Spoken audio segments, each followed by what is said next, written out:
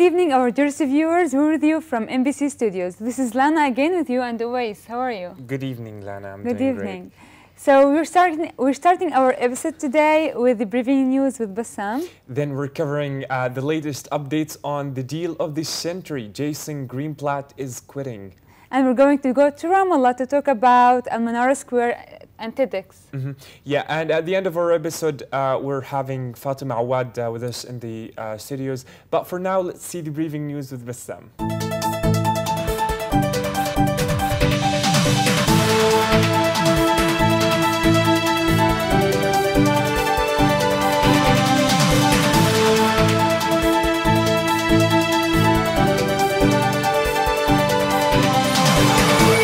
Thank you, Lana and Uwais. The Ministry of Foreign Affairs and Expatriates said the body of Salah Hamad from the Gaza Strip has been found in the Bosnia and Herzegovina River. The ministry had been following with great interest the disappearance of Salah Hamad through the Palestinian embassies in Bosnia and Herzegovina and Serbia ever since the father of the young man informed the embassy in Sarajevo that Hamad was declared missing on the Serbian border. The Palestinian Detainees and Ex-Detainees Commission said that Israeli prosecution has decided to hand over the body of martyr Omar Abdel Karim Yunus from the Kalkilia village of Siniria within the next 2 weeks.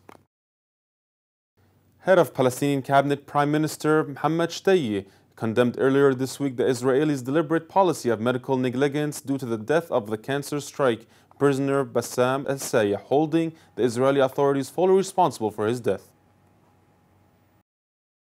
Clashes broke out earlier this week to protest the death of cancer-stricken Palestinian prisoner Bassam al-Sayeh. A Palestinian was shot and injured by Israeli forces during clashes that broke out with Israeli forces to the north of Al-Bira city in the occupied West Bank, according to the Ministry of Health. The Israeli High Court gave the Israeli occupation forces the green light to keep bodies of Palestinians killed by Israelis as a bargaining chip in any future exchange negotiations, according to the Jerusalem Legal Aid and Human Rights Center. Palestinian photojournalist was injured in the neck from a rubber bullet fired by Israeli soldiers during a protest march at an Israeli checkpoint in the north of West Ramallah, reports said. Dozens of Birzeit University students and activists marched from downtown Ramallah to the northern checkpoint known as the DCO to protest the death of the Palestinian prisoner Bassam al-Sayeh while in custody. The United Nations Relief and Works Agency for Palestine Refugees said that it is facing a $120 million deficit in this year's $1.2 billion budget. UNRWA spokesman Sami Mshasha said that despite this shortage and attempts to dissolve it, the agency has succeeded in starting the new school year and kept on providing services in health, education, and social welfare in its 5 operating areas that include the West Bank, Gaza Strip, Jordan, Syria, and Lebanon. Thank you for watching. Back to you, Lana and Uwais.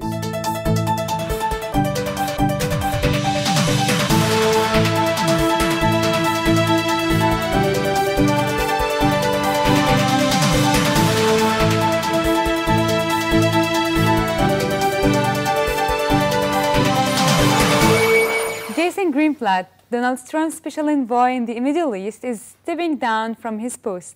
Yeah, not to mention that Jason is the mastermind behind the deal of the century between the Israelis and the Palestinians. Yes, and this throws so much doubts in the deal of the century, whether it will work or not. So for more details, let's watch this report together.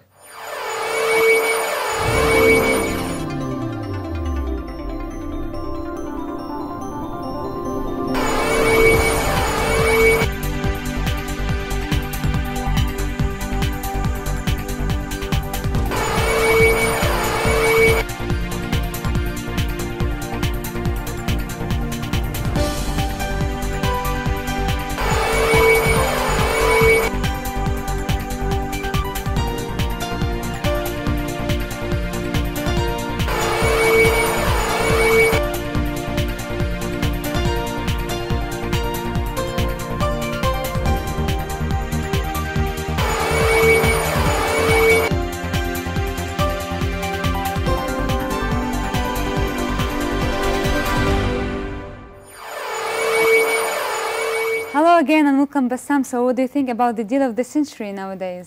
The deal of the century is being more undervalued in these days, even on social media. You've seen how Trump and Greenblatt Twitter about it, and the way it initiated was very important. It gave a good importance to the politically and worldwide. The deal of the century went viral on social media, as I've seen. But now it's being undervalued, and it's becoming less of a trend. So social media can be very dangerous, of course, especially when it comes to its use by teenagers, like the story that we have a 15-year-old child who's addicted to Snapchat and social media. Her mom stated that she was so addicted, like she couldn't fit in with the real life anymore, or her mental health was being affected really badly. She committed a suicide. I watched the interview with her mom, and she said she would spend 8 hours after school. Also, on the other hand, like her mom started an online petition, like to ban children's or teenagers under the year of 16 to also as a grown-up, I actually, when my phone turns off before I go to sleep, I can't sleep. Like it's a semi-addiction, if you know what I mean. Sort of anxiety that I've been with this social media influencer. His name is Khalid Ahmed. He's a senior manager at Zain's telecommunication company, and he educated us in some social media. It's really great to have Dr. or Mr. Khalid Ahmed. Yes, let's check them out together. Good evening from MBC Studios. Today we have a social media influencer known also as a senior manager at Zain's telecommunication company. And let's give a warm welcome to Khalid Ahmed. Hi, how you doing? Thank you. How are we doing today? Great, thank you. Awesome, awesome. So tell us about your history. How did you become the person you are today? Well, when I moved back from the States to Amman, Jordan, back in 2009, I decided that this is not what I like. I was into real estate investments.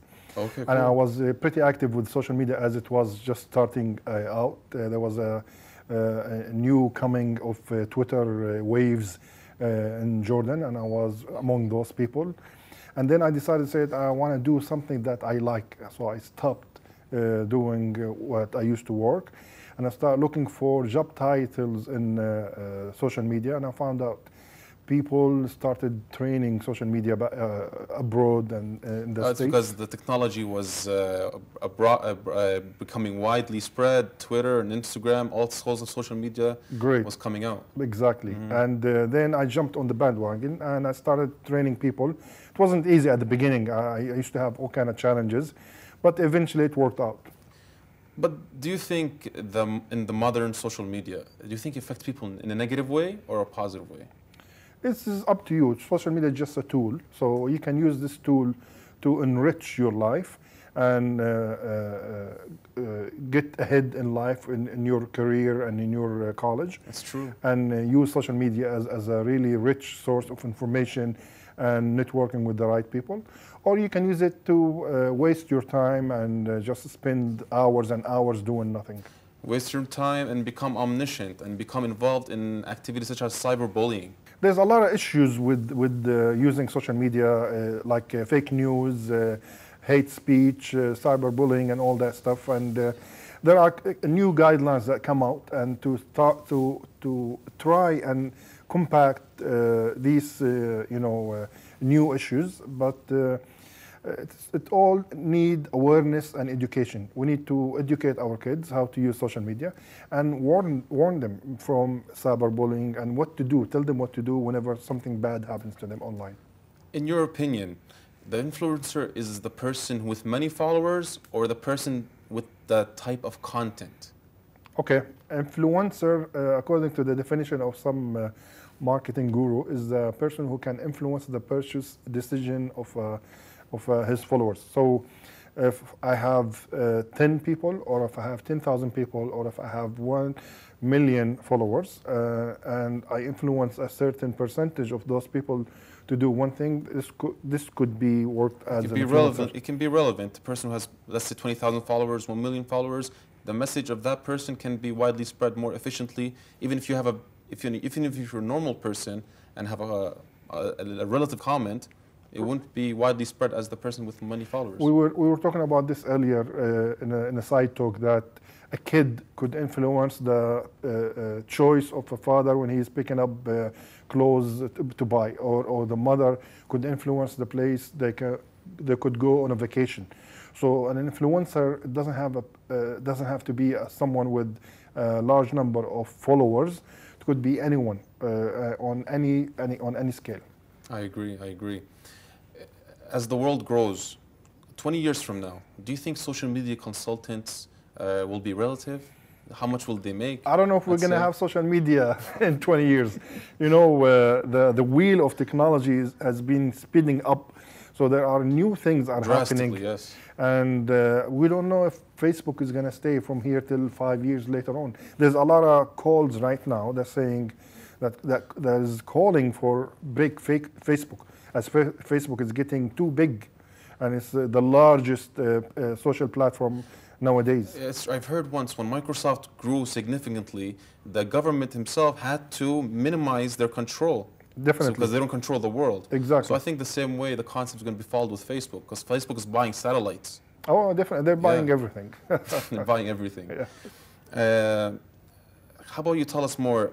Is the social media pressure the role of the influencers in establishing justice? Well, I don't know. Influencer is, you know, this is like a taboo kind of word, and I would like to think there are active people on social media. There are thought leaders. There are activists. So I would not stigmatize influencer on all of these type of people. So people on social media should have different namings, and shouldn't all be under the umbrella of influencer. They could be a thought leader. So I like to be called as a content provider, or a thought leader in the field of social media. Then allow me to ask you this. How does your content affect your followers? People who follow my account are happy with the content that I provide, because it is not only at what type of content? Definitely, it's not only social media. I rarely do that nowadays. It's mostly positive, good vibes, articles, news, how-tos, guides in certain topics, in topics of education, parenting, and so on. So what you're meaning to say is that you know what the viewer wants to hear or wants to read, and you know what's in the world as a citizen, not just as an influencer. It's, in a way, yes, but mostly I just share what I feel good about, and I feel that is going to add value to people. So I don't share to cater to my followers. I share to things that I like, and I feel as long it is adding value, so I don't care. So you're being real. You want to be yourself. Grounded, definitely. Awesome. Does social media create a public pressure on, in some cases, let's say, occasionally that happened, or? Yeah, so if you are active on social media, this creates some sort of pressure on how to act in a certain way in a certain situation. So if you are a social media celebrity, you cannot just behave the way you want in real life or here or there. You are surrounded by a certain image that you want to keep. Of course, yes. So yeah. And you work in Jordan? In Jordan, yes. Nowadays, and tell us about your experience in Jordan in social media, becoming an influencer, because in the Middle East, the technology has developed also critically, and we want to know how it evolved and how it was before and how it is now. Okay, in Jordan, we had a huge influence on Twitter, starting on Twitter. I've seen. Then it moved to Facebook, so we have pretty active people on Facebook. So the big numbers are on Facebook. We have almost 5.5 million users on Facebook, and we have almost 1 million, shy to 1 million on Twitter. But the people on Twitter, they are the thought leaders and decision makers. They are really the celebrities and the politicians and the media people. So being active on Twitter is important because you are talking with important people. In terms of activity, when you're saying you're being more active, how do you know when to post something? Does it affect your number of followers, number of posts? Do you have a routine for it? When do you know to post? I overdo it. You Personally, overdo it? yeah. When I tell my student that you should have a really healthy frequency, 3 hours between posts, 1 to 3 posts a day on Facebook and so on, and 5 on Twitter. But I overdo it. I don't care, because I reached the maturity of my brand, so I'm not really following the steps of 1 to 2. I just post whenever I find something really good. There has been a critical bias in terms of stories in social media about who is Palestine and who is Israel. Okay. And do you think it's been the social media is throughout the century, it's been craving towards the Palestinian story or the Israeli story? Depending where you at. So in the Middle East and the Arab region, we are all pro-Palestine. We have our supporters in the West side, the States and Europe and Australia. So we have our supporters there. So on social media, as users, Arabs have big numbers. So whenever, on Twitter, the Arabic is the 3rd language on Twitter after English and Japanese. Yes, that's one new information. And on the social media, on the internet, we as users, not as producers or content generators, as users, we have high numbers. So whenever we campaigning with Palestine, we have the numbers to campaign because we are users. Yes. Where can we find you? I'm available mostly active on Facebook. If you just search for Khalid El Ahmed, and my username is Shusmo. Shusmo. You wrote a book. I heard that it's called Shusmo as well. Well, for more information, follow NBC Journal on Facebook or nn.ps. Thank you for watching. When we believe in change, change can happen, and if you don't put your mind to it, nothing can be accomplished. You must put your full intentions in an idea to accomplish it. Well said. And have you seen the Zajil workshops? Yeah, previously we talked about the international camp at Zajil and at An-Najah National University, and I heard that you went to have a box pub. Yeah, and also speaking of what they think about us. Okay, so I've met those volunteers before and the internationals before, and they always tell me that they think Palestine is all about the politics, while there is more than the politics. But they enjoy the culture of Palestine and the places and so on. So let's see this video together and we'll be back. This is the Bassam Zahir at An-Najah National University. Today we're going to be visiting the Zajil Youth Exchange Program and asking the volunteers about their experiences with the international foreigners that come here for workshops and their points of view before and after when they visit Palestine, about their stereotypes, images, all sorts. Let's check it out together. So we're with? Dhikra. Dhikra. What does that mean in English? Memory. Memory? Yeah. You have good memory? Yeah. And what's your position in the Zajil Youth Exchange Program? Basically, I'm a new member, a new volunteer with them. It's my second experience, the second camp. Bara, how long have you been in the Zajil Youth Exchange Program? Like you can say 4 months. Hiba. Hiba, what's your position at the Zajil Youth Exchange Program? I am a volunteer with Zajil since 3 years. Maha Kayed. Maha, tell us about your position in the Zajil. Yes, I am the leader of 3 international camps for Zajil. Well, tell me about what the international foreigners think about when they come here before and after. Yeah, basically when they came here, they told me that they thought that Palestinians, they live a traditional life, the traditional Palestinian family, the grandparents and the parents and the children all living in the same house. They are not well educated. I have contact with so many international volunteers. I had so many friendships. I have made. How does that help you?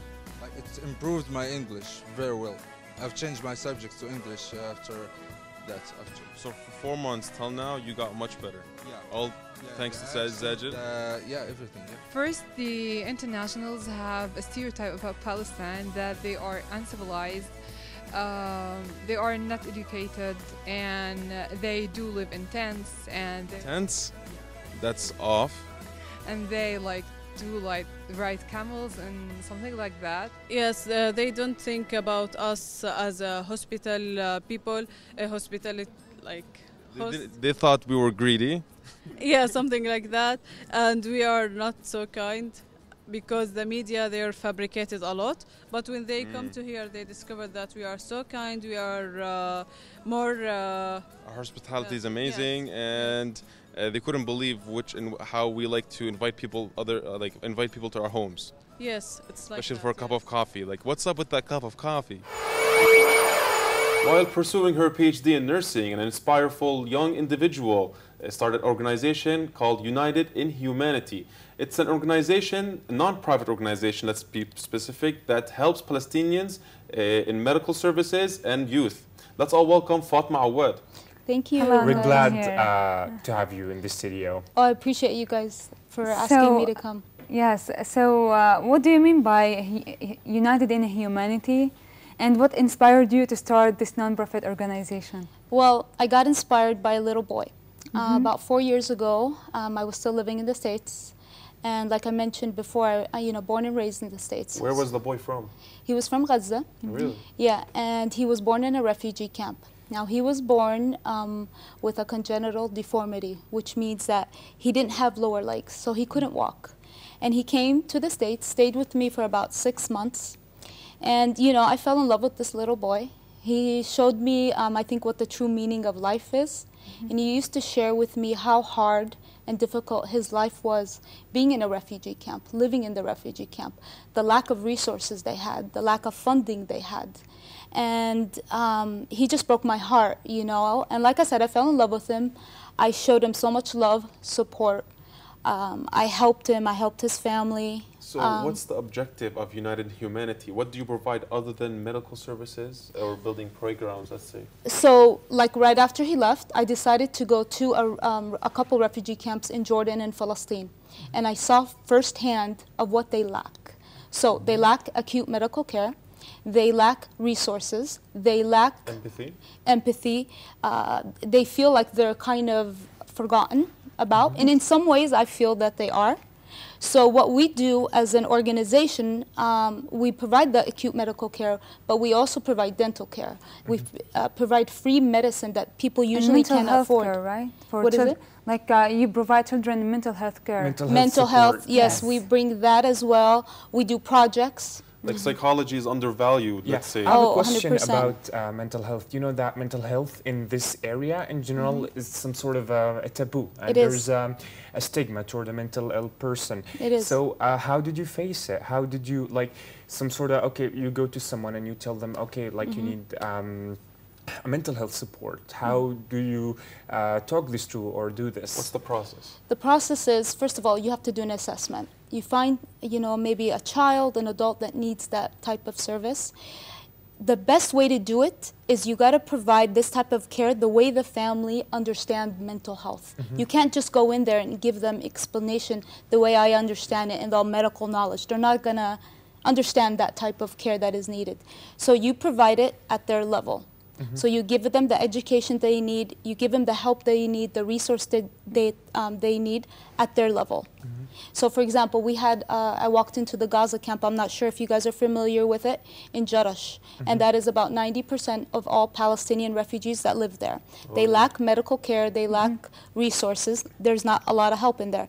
They have a lot of children with autism, they have a lot of children that are depressed.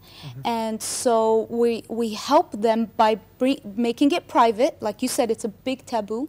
We make it private, we send people, specialized people, we send them to their homes and we provide the care like on a monthly basis not for to free. mention post-traumatic disorders Exactly. in these areas. Exactly, 100%. I mean, they deal with so much mental health issues there, but it's not identified.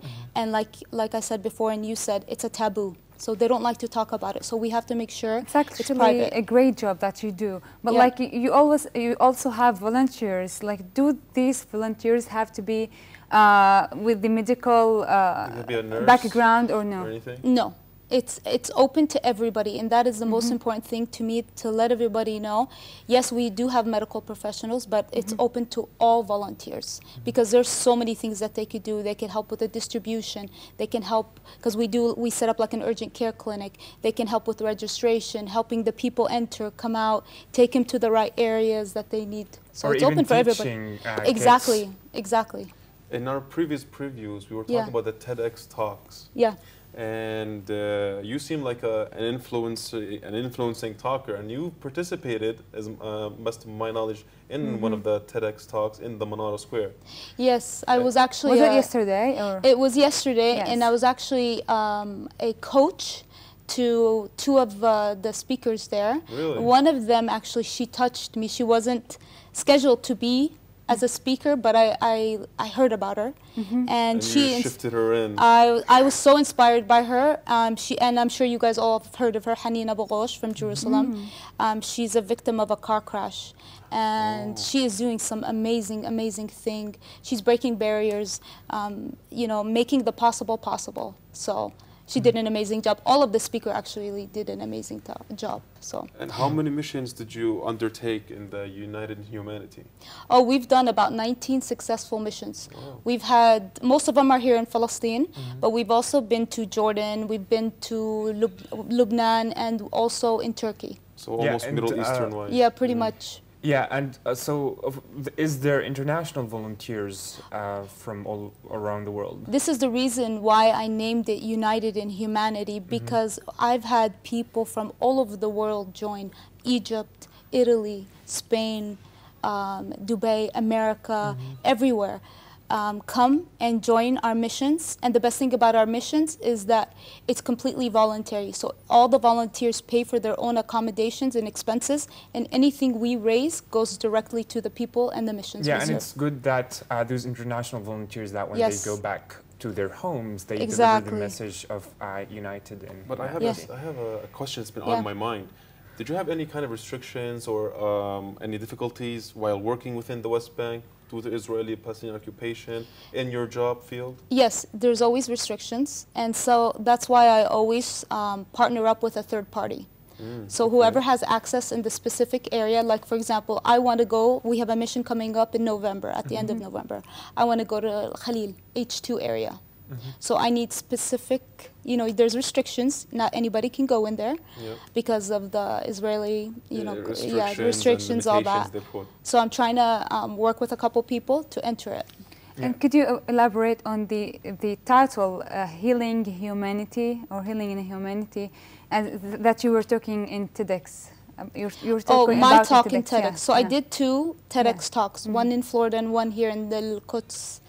And healing humanity, to me, why I wanted to speak about it is, you know, like I said, I was born and raised in the United States. I didn't know what was going on in the Middle East. I didn't know what was going on in Palestine.